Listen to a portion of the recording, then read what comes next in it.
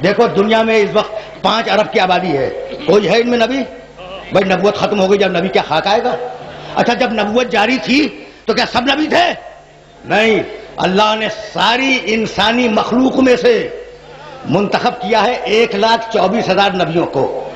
بھائی یہی تو ہے، سب تو نبی نہیں بنائے، تو ساری انسانیت میں سے کتنے منتخب کیے؟ 1,24,000 نبی، اور ان 1,24,000 نبیوں میں سے اللہ نے منتخب کیے 313 رسول جو ہدایت کریں، پیغام پہنچائیں، اور ان 313 رسولوں میں سے اللہ نے منتخب کیے 5 اولو العزم، نوح، ابراہیم، موسیٰ، عیسیٰ، محمد رسول اللہ۔ یہ وہ لوگ ہیں جو نئی شریعتیں لائے۔ تو 1,24,000 انبیاء سارے انسانوں میں سے منتخب کیے، 313 رسول نبیوں میں سے اٹھائے، ان 313 رسولوں میں سے 5 اولو العزم اٹھائے، اور 5 اولو العزموں میں سے ایک خاتم النبیین اٹھایا۔ بھائی اب فیصلہ تم سے کرواؤں گا کہ سارے انسان نہیں کہہ سکتے کہ ہم نبیوں جیسے، نبی یہ نہیں کہہ سکتے کہ ہم رسولوں جیسے، رسول یہ نہیں کہہ سکتے کہ ہم اولو العزموں جیسے، اور اولو العزم یہ نہیں کہہ سکتے کہ ہم محمد جیسے۔ تو جب اولو العزم محمد جیسے نہ بن سکے تو یہ ملا محمد جیسے کیسے بن جائے گا؟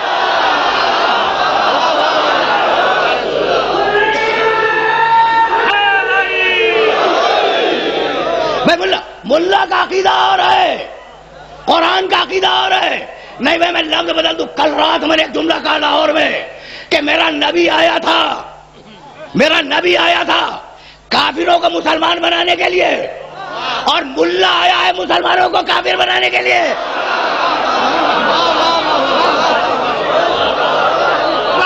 پہچانو پہچانو۔ اچھا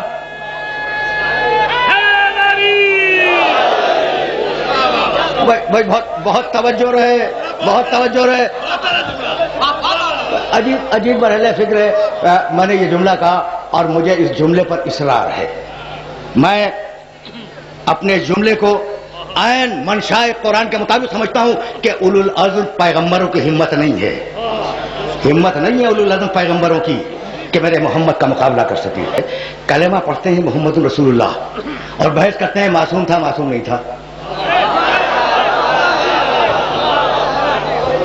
آج کیا یہ بحث نہیں ہے کہ رسول زندہ ہے یا زندہ نہیں ہے؟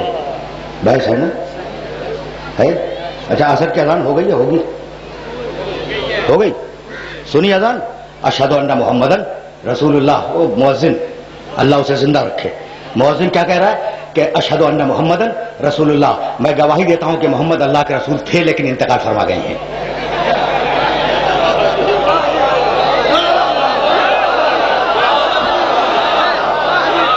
ذرا مقام محمد کو سمجھو، سمجھو مقام محمد کو، تو پھر میں یہاں سے آگے بڑھ جاؤں۔ بھائی مؤذن کے منہ سے کیا نکل رہا ہے؟ اشہد ان محمدن رسول اللہ، اور مؤذن کے دل میں کیا ہے کہ میں گواہی دیتا ہوں کہ محمد اللہ کے رسول تھے لیکن انتقال فرما گئے۔ کیا یہ ترجمہ درست ہے؟ سارا مجمع ہنسا تھا میرے اس ترجمے پر۔ اچھا بھائی تو تمہارے نزدیک تو یہ ترجمہ درست نہیں ہے، اچھا تو صحیح ترجمہ کیا ہے؟ اب یہ سارا مجمع کہے گا کہ اشہد ان محمد رسول اللہ، میں گواہی دیتا ہوں کہ محمد اللہ کے رسول ہیں۔ تو یہ مؤذن زبان سے کہہ رہا ہے محمد اللہ کے رسول ہیں، اور دل میں ہے کہ تھے۔ یہ لاؤڈ اسپیکروں سے اذان دینے والے، یہ اذان دینے والے زبان سے کہہ رہے ہیں محمد اللہ کے رسول ہیں، اور دل میں عقیدہ ہے کہ تھے۔ جہاں زبان اور دل میں اختلاف ہو جائے اس کا نام اسلام نہیں ہے۔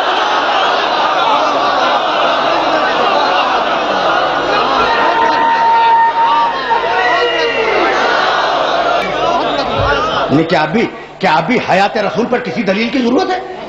بھئی یہ خدا کی قسم عجیب دوہرے معیار والے لوگ ہیں۔ نعوذ باللہ رسول مر گیا۔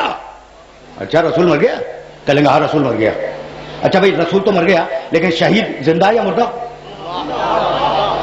رکوں گا نہیں، میں تو آگے بڑھنا چاہ رہا ہوں، اور پھر حضرت ابراہیم علیہ السلام کی آیت تک جاؤں گا۔ لیکن یہ جو نوجوان دوست دائیں بائیں بیٹھے ہوئے نا، ان کے چہرے میں دیکھ رہا ہوں، تو فیصلہ ہو جائے، ہر گلی کوچے میں فیصلہ ہو جائے کہ رسول زندہ یا رسول مردہ، فیصلہ ہو جائے۔ اچھا تو نعوذ باللہ کہنے والوں نے کہا نہیں رسول زندہ نہیں. اچھا چھوڑو زندہ ہے یا نہیں وہ میرا موضوع نہیں. شہید زندہ ہے یا نہیں؟ زندہ ہے. اچھا اس کو تو سب مانتے ہیں کہ شہید زندہ ہے. میں نے کہا بھائی کیوں مانتے ہو؟ کہا قرآن میں 2 جگہ لکھا ہے کہ شہید زندہ ہے. ٹھیک. اچھا میں نے بھی مان لیا کہ شہید زندہ ہے. اچھا میں نے پوچھا ہاتھ جوڑ کے ملا سے کہ بھائی شہید کہتے کسے ہیں؟ کہنے لگا جو رسول اللہ کے حکم پہ گردن دے دے وہ شہید ہے. تو میں نے ہاتھ جوڑ کے کہا کہ جو رسول کے ایک حکم پہ عمل کر لے وہ تو زندہ ہو اور خود رسول مر جائے یہ کون سا اسلام ہے؟ کے سلسلے میں. اچھا تو اب معصوم ہے معصوم نہیں ہے، زندہ ہے مردہ ہے، نوری مخلوق ہے نوری مخلوق نہیں ہے. سب سے بڑا ایشو تو یہی ہے کہ محمد رسول اللہ بشر ہیں یا نور ہیں. ٹھیک ہے نا. اب مجھے تو نہیں معلوم کہ وہ بشر ہیں یا نور ہے. یہ میرا موضوع سخن نہیں ہے. لیکن اس آیت کو کہاں لے جاؤ گے؟ یا ایتھا النفس المطمئنہ ارجعی. فیصلہ تم سے کرواؤں گا کہ میرا نبی بشر ہے یا نور. یا ایتھا النفس المطمئنہ ارجعی الی ربک راضیۃ مرضیہ. اے اطمینان رکھنے والے محمد ارجعی واپس آ جا. واپس کس سے کہہ رہا ہے؟ یہ اللہ کس سے کہہ رہا ہے؟ محمد رسول اللہ سے. کیا کہہ رہا ہے؟ واپس آ جا. یہ نہیں کہا کہ آ جا محمد آ جا، نہیں واپس آ جا. آ جا میں اور واپس آ جا میں فرق سب جانتے ہیں. امام بارگاہ میں آئے ہو، امام بارگاہ میں آئے ہو، گھر واپس جاؤ گے.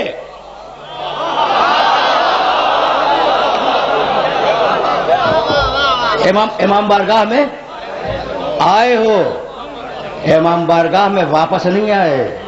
امام بارگاہ میں آئے ہو، گھر جاؤ گے واپس جاؤ گے.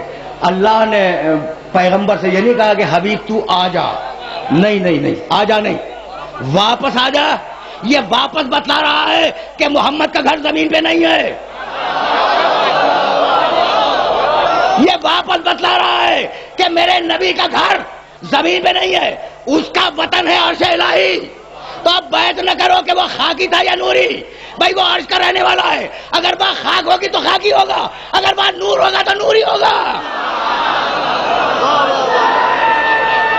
سمجھ رہے ہو؟ بھائی سنتے جاؤ. چاہ رہا ہوں کہ آج مقام ختم نبوت سے روشناس کرا دوں. تو میرے ساتھ آہستہ آہستہ چلتے رہنا. اذان کی آواز آ رہی، عصر کی اذان، اذان کی آواز کا احترام دے.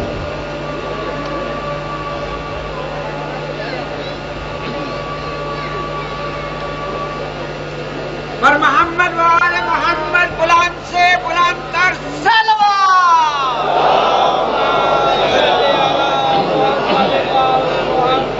بھائی اذان کا فلسفہ بھی ذہن میں رکھنا. اب وہ کسی بھی فرقے کی اذان ہو، وہ ایک ہی قسم کی ذرا سا کہیں اضافہ ہو گیا، کوئی کمی ہو گئی. شروع میں کیا ہے؟ اللہ اکبر 4 مرتبہ، پھر اشہد ان لا الہ الا اللہ 2 مرتبہ، پھر اشہد ان محمد رسول اللہ. ٹھیک ہے نا. تو پہلے اللہ کی بڑائی کا اعلان، پھر خدا کی توحید کا اعلان، پھر محمد کی رسالت کا اعلان، پھر حی علی الصلاۃ نماز کے لیے آؤ، حی علی الفلاح نماز کے لیے آؤ. بھائی یہ ٹھیک ہے نا، خیر عمل کے لیے آؤ. بھائی یہی ہے. اور پھر اس کے بعد اللہ اکبر اللہ کی بڑائی کا اعلان، اور پھر اس کے بعد لا الہ الا اللہ توحید کا اعلان. تو اذان میں عقیدہ شروع میں ہے، عقیدہ آخر میں ہے، اور بیچ میں عمل ہے. تو بتلا دیا کہ جب تک عقیدہ صحیح نہ ہو تمہارا عمل ہم تک نہیں پہنچے گا. اگر غلط عقیدے سے آ گئے تو عمل کو اٹھا کے منہ پہ پھینک دیں گے.